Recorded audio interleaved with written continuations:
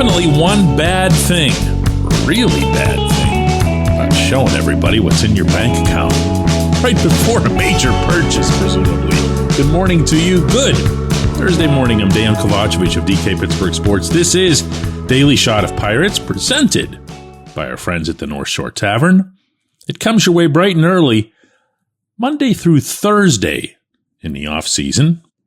If you're into football and or hockey, I also offer daily shots of Steelers and Penguins in the same place that you found this. The Major League Baseball winter meetings came and went, closing yesterday, as they always do with the Rule 5 draft. The Pirates did make a Rule 5 pick, selecting pitcher Carter Baumler, and then immediately trading Baumler to the Rangers for a 20-year-old prospect, Jaiker Garcia. There are minor acquisitions, and then there's stuff like this. There were expected, or at least somewhat hoped for, major acquisitions to have been made at these meetings. Alas, all that came from those 3 days was a relief pitcher, lefty Gregory Soto, 1 year at $7.75 million. Before that, to be fair, the Pirates did pick up Jostinson Garcia, an outfield prospect, as part of a 5-player trade that sent Johan Oviedo to the Red Sox. But let's get real here. If you didn't add to the offense, and Garcia is still going to be a AAA guy by every accounting, certainly to open the 2026 season, then everybody's still kind of waiting and wondering and possibly worrying. See, here's the deal. Until there is a deal, at least from the public perception standpoint, I don't think anybody's going to buy anything that anyone has to report. And what stands out the most on that front by a mile is the offer that was made by the Pirates to Kyle Schwarber that's been reported. And I've seen now 3 different figures for this: 4 years and 100, 4 years and 120. I've even seen 4 years and 125. Jose Negron, our beat reporter on the scene in Orlando, Florida all week, also had that figure in the 120 range, and it really wouldn't have mattered who reported it or how many reported it, because there probably still isn't a soul in Pittsburgh baseball fandom who believes it. And I get that. I wouldn't either. And the precedent to support you only goes back to, the beginning of time. Jose asked Ben Cherington yesterday how he was feeling about this particular endeavor without having, obviously, added a hitter to date. Confident that we're going to land some things that help our position player group, help our team generally. I don't know if that'll happen today or tomorrow, but I think we have more information every day, and it's more clear, and the market is starting to move, and you're seeing some stuff start to fall, and that means other things will start to happen. So we just need to be ready and in position to say yes on the things that make the most sense to us, and I'm confident we'll figure that out. So Cherington used the word confident there twice, which, whether this happens or not, we'd have to agree it continues to put the Pirates in a place where they'd better spend this now. That's not to suggest that they need to go spending 120 or 125 or even 100 on a given player if there isn't any such player. And between Schwarber returning to the Phillies and Pete Alonso moving on to the Orioles just yesterday for 5 years and $155 million, same term and $5 million more than Schwarber, it kind of gives you the sense that there's not going to be a whole lot more of that. The Orioles, if you don't know this, also were in on Schwarber, but they were really in on Schwarber. They offered the same figure that the Phillies did. They really wanted to boost their offense. Then they go out and sign Alonso the very next day with a cherry on top, and they get it done. They wanted power. They got power. So what do you do if you're the Pirates? Do you wait? to see more of how things shake down? Do you get aggressive like the Orioles did? Which do you value more, making a great deal or just getting the player that you want? I don't have to wonder about stuff like this with Cherington. Heck, you even heard it there in that soundbite.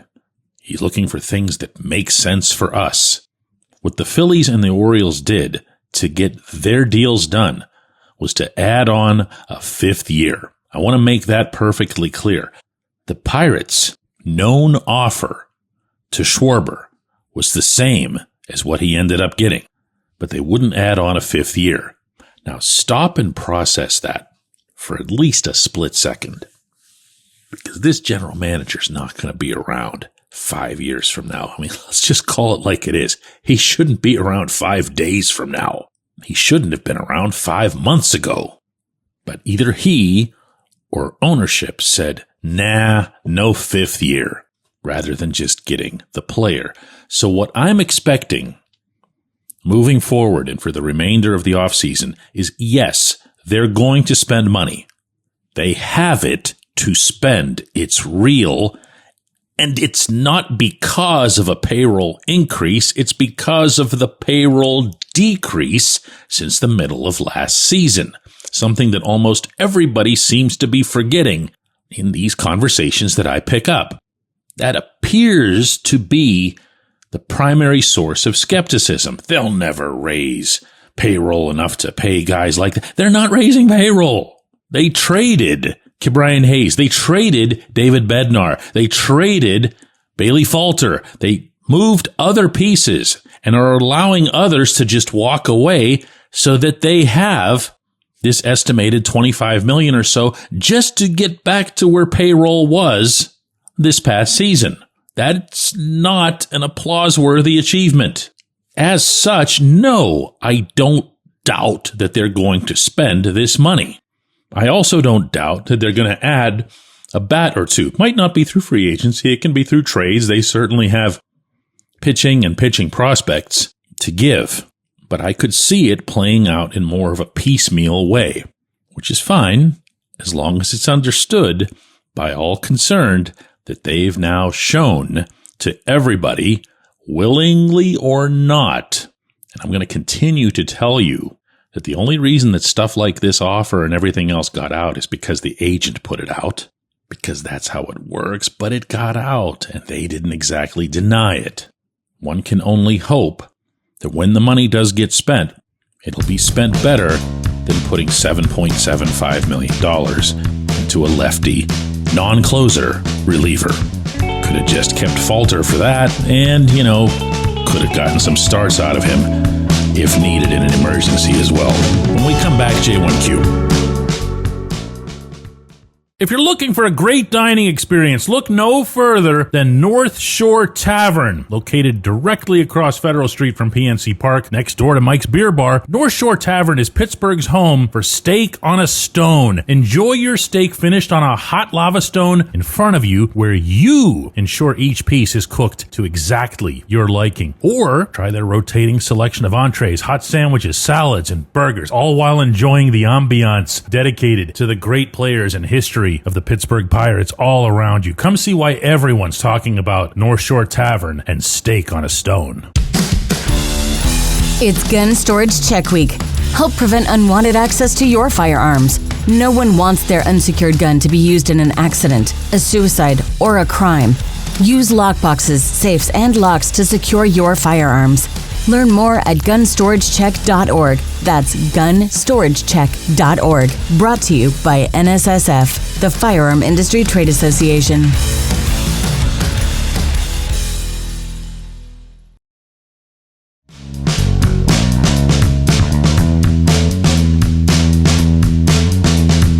Today's J1Q comes from Biagio, who asks, wouldn't you rather have David Bednar for $9 million?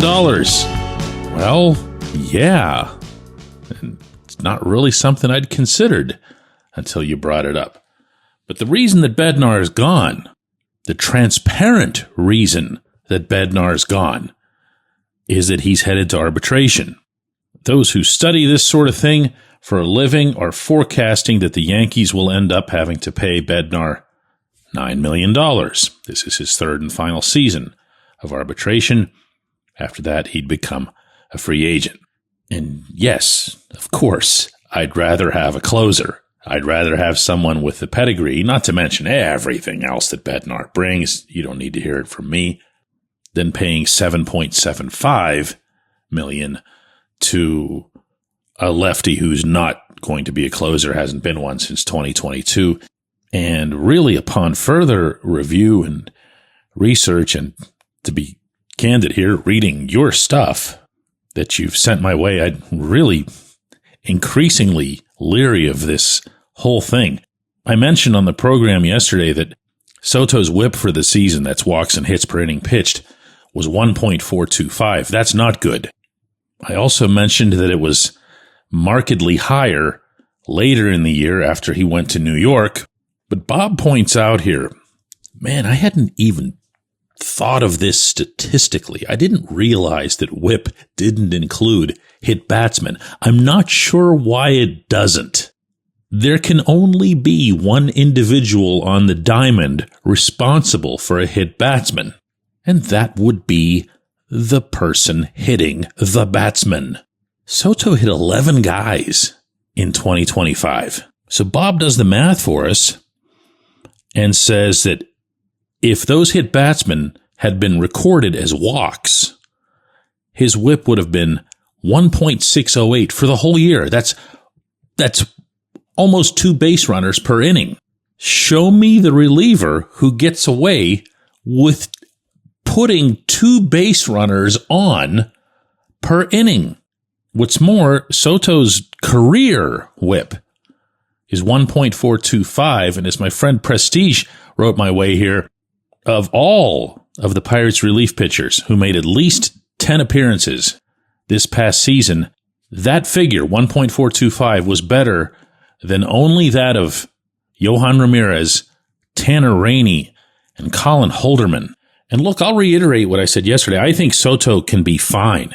I think that durability counts for a lot, and he has taken the ball consistently wherever he's been, and he did it again this past season with 70 appearances. That has real value. What I question here, and I feel like this is fair and not just picking on the GM that I'm calling to have fired every day, is could you really afford to take $7.75 million of the money that you've been allotted, the money that you know needs to go into hitting, because you don't have just one hole. Even if you had somehow magically gotten Kyle Schwarber or Pete Alonso, you still wouldn't have had just one hole. Could you afford to give away whatever it is, a third or a quarter of what's basically your allowance to really just a run-of-the-mill lefty reliever?